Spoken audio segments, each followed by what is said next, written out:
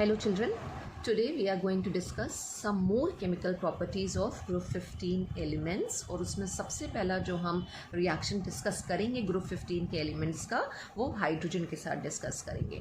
और जब ग्रुप 15 के एलिमेंट्स हाइड्रोजन के साथ कंबाइन होते हैं तो हाइड्राइड्स का फॉर्मेशन करते हैं। ये टर्म आपके लिए थोड़ा नोन है।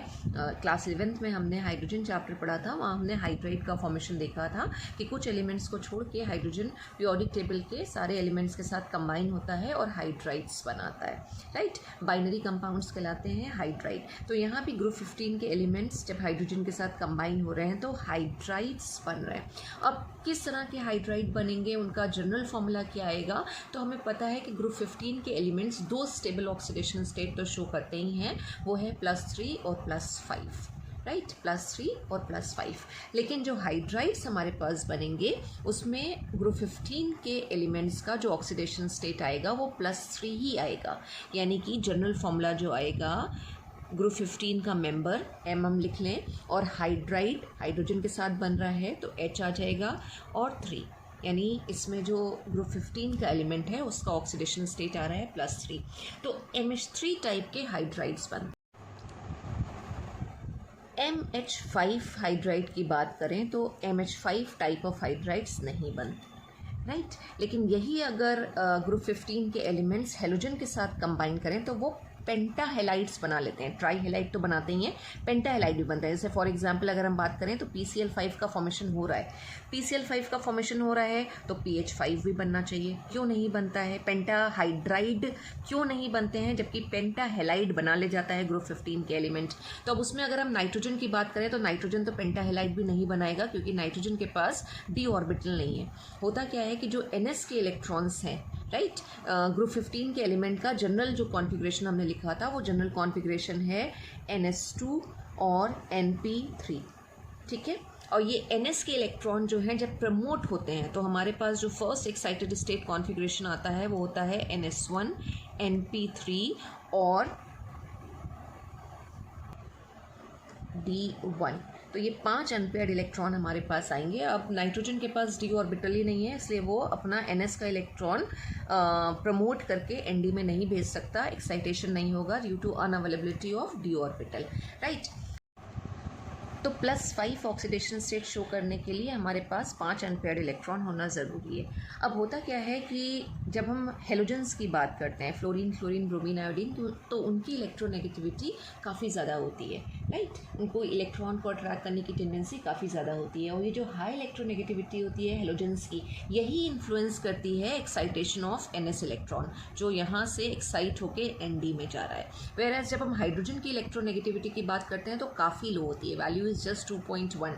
तो जो हाइड्रोजन की इलेक्ट्रोनेगेटिविटी कम है वो क्या कर रही है, वो इन्फ्लुएंस नहीं कर रही है एक्साइटेशन ऑफ NS इलेक्ट्रॉन। और जब एक्साइटेशन होगा ही नहीं NS इलेक्ट्रॉन का तो 5 अनपेयर्ड इलेक्ट्रॉन नहीं आएंगे, और अगर 5 अनपेयर्ड इलेक्ट्रॉन नहीं हुए तो +5 ऑक्सीडेशन स्टेट शो नहीं होगी और हमारे पास पेंटाहाइड्राइड का फॉर्मेशन नहीं होगा। वेयरएज क्यों बन रहे हैं हेलाइड, अभी हमने बात करी कि जो क्लोरीन है या जो हेलोजेंस हैं उनकी इलेक्ट्रोनेगेटिविटी काफ़ी ज़्यादा होती है जो इन्फ्लुएंस करती है एक्साइटेशन ऑफ इलेक्ट्रॉन को। तो ये चीज़ ध्यान रखिएगा कि हाइड्राइड में हमारे पास सिर्फ किस तरह के हाइड्राइड आ रहे हैं, ट्राईवेलेंट हाइड्राइड आ रहे हैं, पेंटावेलेंट नहीं आ रहे हैं। लेकिन जब हम हेलाइड्स का फॉर्मेशन देखेंगे तो ट्राई हेलाइड भी बनेंगे और पेंटाहेलाइड्स भी बनेंगे। अब जो हाइड्राइड बन के आ रहे हैं वो हमारे पास कौन कौन से हैं, तो M को अगर हम ग्रुप 15 के एलिमेंट से रिप्लेस करते चलें, जो नाइट्रोजन, फॉस्फोरस, आर्सेनिक, एंटीमनी और बिस्मथ हैं, तो हमारे पास NH3 आ रहा है जिसको हम अमोनिया बोलते हैं, PH3 फॉस्फीन, ASH3 आर्सीन कहलाता है, Sb एंटीमनी का जो हाइड्राइड है उसे हम एस्टिबीन बोलते हैं और बिस्मथ के हाइड्राइड को हम बिस्मथीन बोलते हैं। तो ये हाइड्राइड हमारे पास बन के आ रहे हैं और इनकी प्रॉपर्टीज़ बहुत इंपॉर्टेंट हैं। इनफैक्ट इसके बाद आप ग्रुप 16 पढ़ेंगे और ग्रुप 17 पढ़ेंगे, उसमें भी जो हाइड्राइड की प्रॉपर्टीज़ हैं उसमें से हर साल बोर्ड में क्वेश्चन आता ही आता है। तो चाहे यहाँ ग्रुप 15 के हाइड्राइड्स हों या आगे के ग्रुप के हाइड्राइड्स हों, उनकी प्रॉपर्टीज़ को आपको ध्यान से पढ़ना है। सबसे पहले हम अगर प्रिपरेशन की बात करें तो प्रिपरेशन कोई बहुत इंपॉर्टेंट ऐसी रिएक्शन हमारे पास नहीं है, बट स्टिल अगर हमें प्रिपेयर करना हो कि अगर हम हाइड्राइड्स बनाना चाहते हैं तो हम कैसे प्रिपेयर कर सकते हैं, तो सिंपल अगर हम मेटालिक कंपाउंड्स ले लें, जैसे फॉर एग्जांपल हम अगर मैग्नीशियम का नाइट्राइड ले लें मैग्नीशियम का नाइट्राइड इज़ Mg3N2। उसकी अगर हम हाइड्रोलिसिस करा लें तो वी विल गेट, नाइट्रोजन है यहाँ पे हमारे पास और ये हाइड्रोजन है, तो हमारे पास क्या बनना चाहिए, अमोनिया का फॉर्मेशन होना चाहिए। रिएक्शन बैलेंस नहीं है लेकिन हम सिर्फ देख लेते हैं कि प्रोडक्ट्स क्या आएंगे। तो मैग्नीशियम का हाइड्रोक्साइड बन जाएगा, Mg है और OH है, तो इससे मैग्नीशियम का हाइड्रोक्साइड, क्योंकि वाटर हमने यूज़ किया है तो हाइड्रोक्साइड आ जाएगा, प्लस अमोनिया का फॉर्मेशन होगा। और यही अगर हम कैल्शियम का फॉस्फाइड ले लेते तो फिर हमारे पास फॉस्फीन बन के आता, फॉस्फीन जो है वो प्रोडक्ट होता, या फॉस्फोरस का हाइड्राइड बन के आता। तो प्रिपरेशन की रिएक्शन इतनी इंपॉर्टेंट नहीं है, इंपॉर्टेंट हमारे पास क्या है, इसकी प्रॉपर्टीज़। तो हम वन बाय वन प्रॉपर्टीज़ देखेंगे कि किस तरह से हाइड्राइड की प्रॉपर्टीज़ आ रही है। इसमें सबसे पहले अगर हम बात करें कि इनका नेचर कैसा होता है, तो जो हाइड्राइड बन के आते हैं इनका नेचर होता है कोवलेंट, मतलब कोवलेंट बॉन्ड एग्जिस्ट करेगी नाइट्रोजन के साथ। जब हाइड्रोजन कंबाइन करेगा तो शेयरिंग ऑफ इलेक्ट्रॉन होता है, और शेयरिंग ऑफ इलेक्ट्रॉन से हमें पता है कोवलेंट बॉन्ड बनेगी। तो जो हाइड्राइड्स भी बनते हैं वो कोवलेंट हाइड्राइड होते हैं, हम इन्हें कोवलेंट मॉलिकुलर हाइड्राइड बोल सकते हैं। तो ये है covalent molecular hydrides, molecular hydrides solid होते हैं या फिर गैसेस होते हैं। तो हम बात करें जितने भी हाइड्रेट्स हैं वो सारे के सारे कलरलेस गैसेस हैं, और इनकी स्मेल काफ़ी ऑफेंसिव होती है। इनफैक्ट जैसे जैसे हम टॉप टू डाउन ग्रुप में मूव करते हैं ये ऑफेंसिव स्मेल और साथ ही साथ पॉइजन्स भी होते हैं, पॉइजनस नेचर दोनों ही इंक्रीज करता चलता है। तो सबसे पहली प्रॉपर्टी हम डिस्कस करते हैं सॉलिबिलिटी। सारे हाइड्राइड्स में से अगर हम अमोनिया को एक्सक्लूड कर दें तो वो बाकी हाइड्राइड्स जो हैं वो इनसॉलेबल होते हैं, यानी वाटर में उनकी सॉलिबिलिटी नहीं आती है। अमोनिया को हम बोलते हैं it is highly soluble in water, बहुत ही ज़्यादा मिसेबल होता है। In fact 1 part of ammonia is soluble in 1000 part of water. तो ये हाई सॉलेबिलिटी जो अमोनिया की आ रही है वो किस वजह से होती है, ड्यू टू हाइड्रोजन बॉन्डिंग। तो except ammonia, rest of the hydrides are insoluble in water, and the high solubility of ammonia is due to formation of hydrogen bond or hydrogen bonding. So ammonia is highly soluble because of hydrogen bonding, is highly soluble.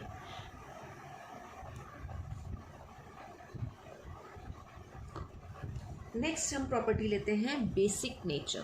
Basic nature यानी एक base की तरह behave करना। तो हमने acid basis theories पढ़ रखी हैं, जिसमें हमने आर्नियस कंसेप्ट पढ़ा था, लुईस एसिड बेस कंसेप्ट पढ़ा था। तो अगर हम बात करें ग्रुप 15 के हाइड्राइड्स की, तो हमें पता है इसमें जो सेंट्रल एलिमेंट है, क्योंकि ये ट्राइवेलेंट हाइड्राइड बना रहे हैं, तो जो सेंट्रल एलिमेंट है उसके ऊपर क्या होगा, लोन पेयर आएगा ही आएगा। कुछ ये स्ट्रक्चर आता है, ये लोन पेयर प्रेजेंट है, राइट। तो इनके पास लोन पेयर है, और जो कंपाउंड्स लोन पेयर को डोनेट करते हैं हम उनको क्या बोलते हैं, लुईस बेसिस। तो अमोनिया की हम बात करें तो अमोनिया के पास भी लोन पेयर है, बाकी सारे मेंबर्स के पास भी लोन पेयर है।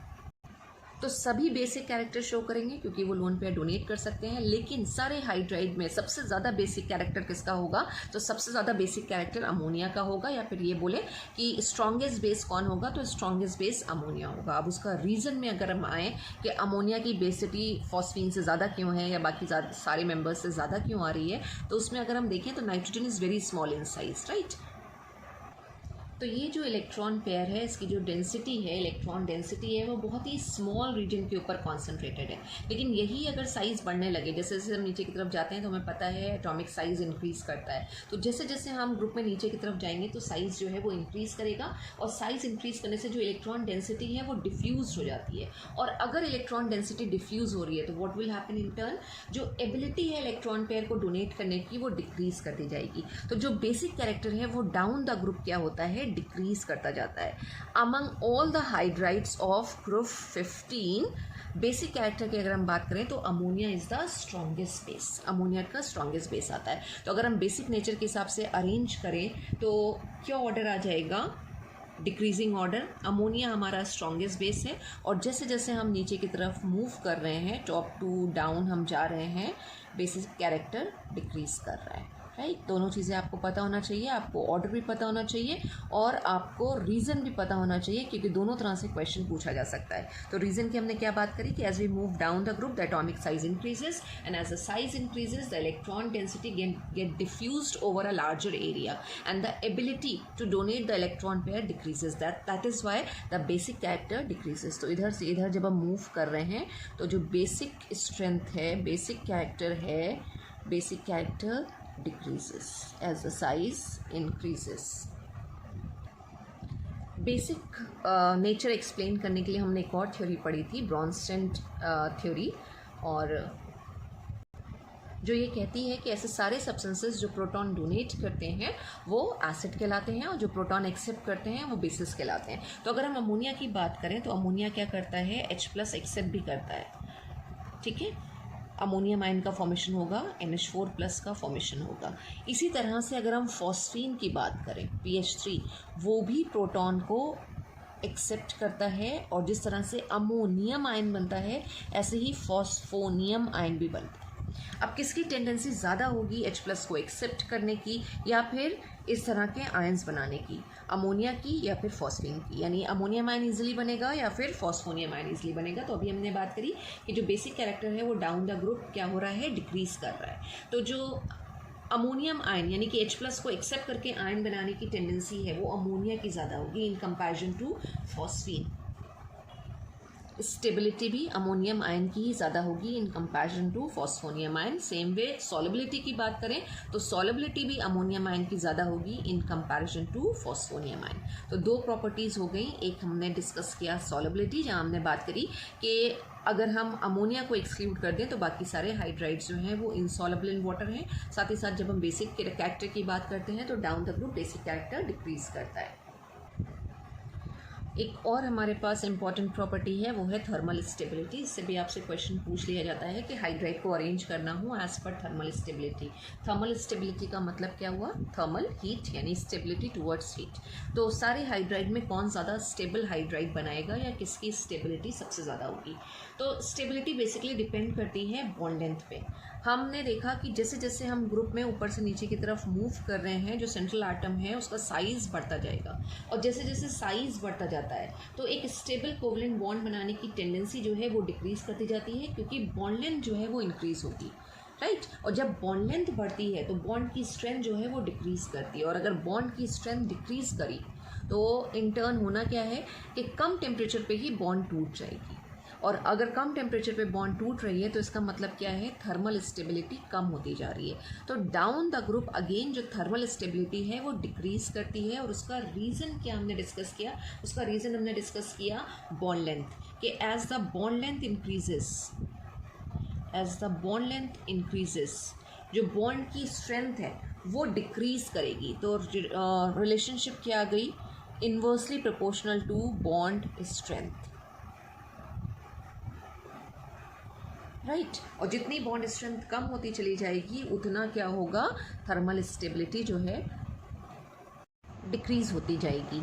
तो हम इसको ऐसे भी लिख सकते हैं कि bond length is inversely proportional to bond strength, या फिर bond length is inversely proportional to thermal stability.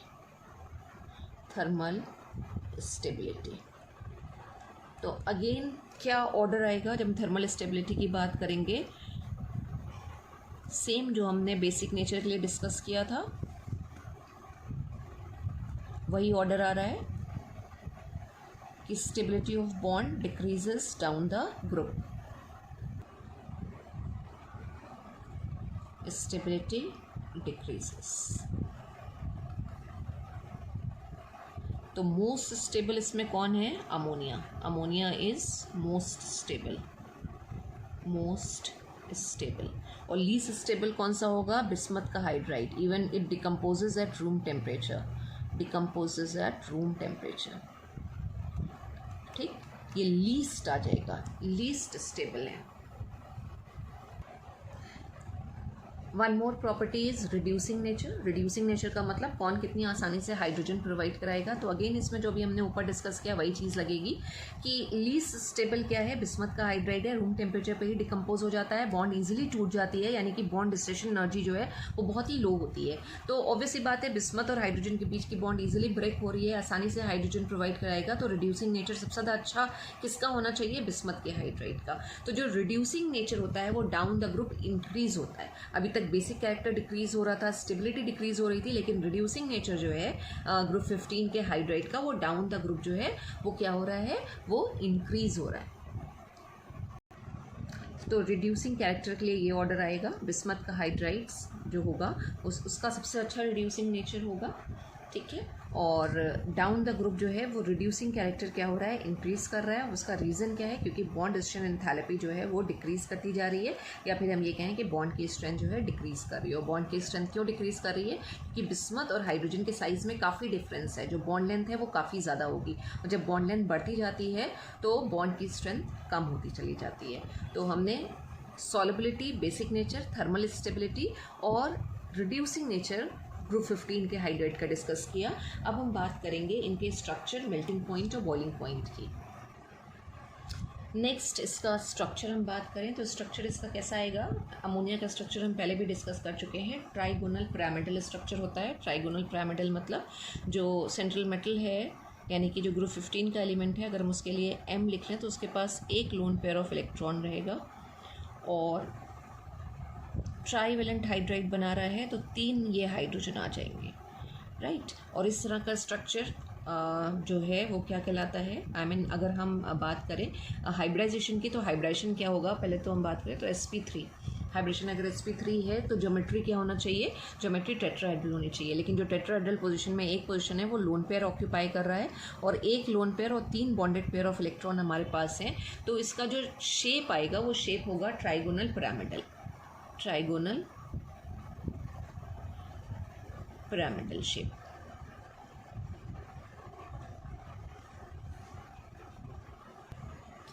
Regular अगर ज्योमेट्री होती, यानी कि टेट्राहेड्रल अगर ज्योमेट्री आ रही होती, तो रेगुलर बॉन्ड एंगल भी होता 109 डिग्री 28 मिनट्स, जो sp3 के केस में होता है।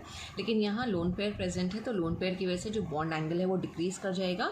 अगर हम अमोनिया की बात करें तो अमोनिया में जो बॉन्ड एंगल आता है वो 109 से करीब करीब 2.5 डिग्री कम होकर आता है, अप्रॉक्स 107 डिग्री या 106.5 डिग्री।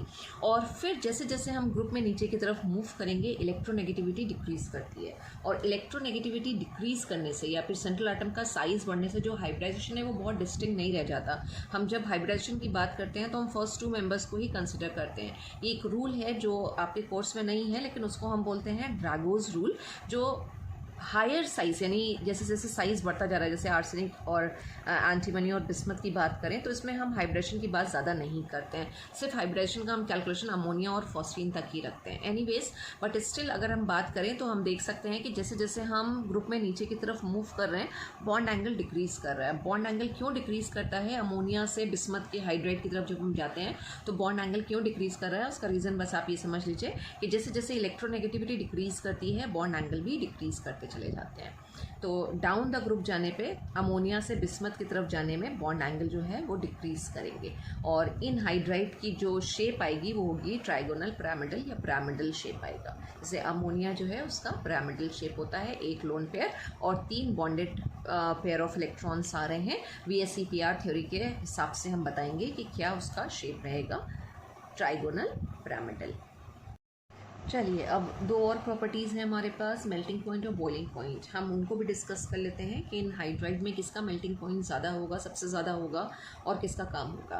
तो मेल्टिंग पॉइंट और बॉइलिंग पॉइंट्स कई सारे फैक्टर्स पे डिपेंड करते हैं, जिसमें से एक फैक्टर है कि मास क्या आएगा, जो एक पर्टिकुलर कंपाउंड बन रहा है उसका मास कितना होगा। तो यहाँ पे जो हाइड्राइड्स बन रहे हैं उसमें नंबर ऑफ हाइड्रोजन तो फिक्स है, 3 है, लेकिन जो सेंट्रल आटम है उसका साइज़ बढ़ रहा है, साइज़ बढ़ने से उसका मास बढ़ रहा है। तो मास सबसे ज़्यादा किसका होना चाहिए, बिस्मथ के हाइड्राइड का। तो अगर हम मेल्टिंग पॉइंट की बात करें तो मेल्टिंग पॉइंट सबसे ज़्यादा किसका होना चाहिए, बिस्मथ के हाइड्राइड का, लेकिन ऐसा होता नहीं है। अगर हम ग्रुप में बात करें तो जो अमोनिया है, अमोनिया अभी हमने डिस्कस किया था कि हाइड्रोजन बॉन्ड बनाता है, हाइड्रोजन बॉन्डिंग करता है। हाइड्रोजन बॉन्डिंग की वजह से अमोनिया का हाईएस्ट मेल्टिंग पॉइंट जाता है, और बाकी जो है उनके मेल्टिंग पॉइंट्स जो हैं वो कम हो जाते हैं।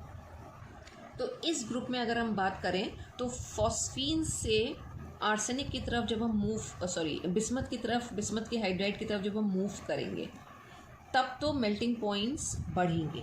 ठीक है, जो हमारे पास वैल्यूज़ हैं अगर हम उन वैल्यूज़ को ही सीधे ले लें तो फॉस्फीन का जो मेल्टिंग पॉइंट है वो है 139.5 केल्विन, आर्सेनिक का 156.7 केल्विन और एंटीमनी का 185 केल्विन।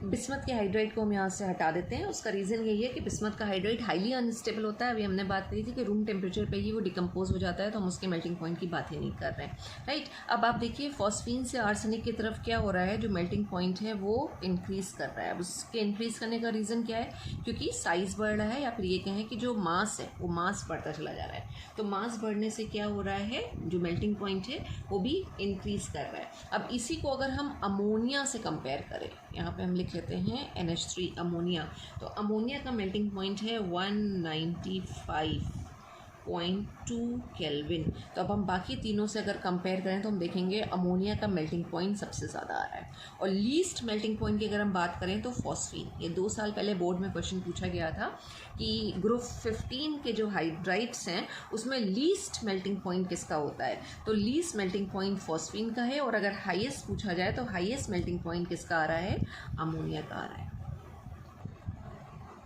बॉइलिंग पॉइंट को भी अगर हम कंपेयर कर लें, अमोनिया और फॉस्फीन के बॉइलिंग पॉइंट को अगर कंपेयर कर लें और पूछें कि सबसे ज़्यादा किसका बॉइलिंग पॉइंट होगा, आई मीन अमोनिया का ज़्यादा होगा या फॉस्फीन का ज़्यादा होगा, तो अमोनिया का बॉइलिंग पॉइंट फॉस्फीन से ज़्यादा होगा। और रीज़न क्या होगा, रीज़न अगेन क्या है, हाइड्रोजन बॉन्डिंग। जो इलेक्ट्रोनेगेटिविटी डिफरेंस है नाइट्रोजन और हाइड्रोजन के बीच में वो ज़्यादा है in comparison to phosphorus and hydrogen. Therefore ammonia का क्या क्या करेगा, वो हाइड्रोजन बॉन्ड बना ले जाएगा और उसकी वजह से क्या होगा, van der Waals forces of attraction बढ़ जाएंगे, बॉइलिंग पॉइंट भी इंक्रीज़ कर जाएगा। तो नाइट्रोजन के हाइड्राइड और फॉस्फोरस के हाइड्राइड में जो नाइट्रोजन का हाइड्राइड है उसका बॉइलिंग पॉइंट ज़्यादा होगा। तो these are the properties of hydrides of group 15 elements. Kindly go through this very carefully because this is a very important topic. Board में भी और आपके जो होम एग्जाम्स होंगे उसमें भी क्वेश्चन आने के पूरे चांसेस हैं। Thank you so much students.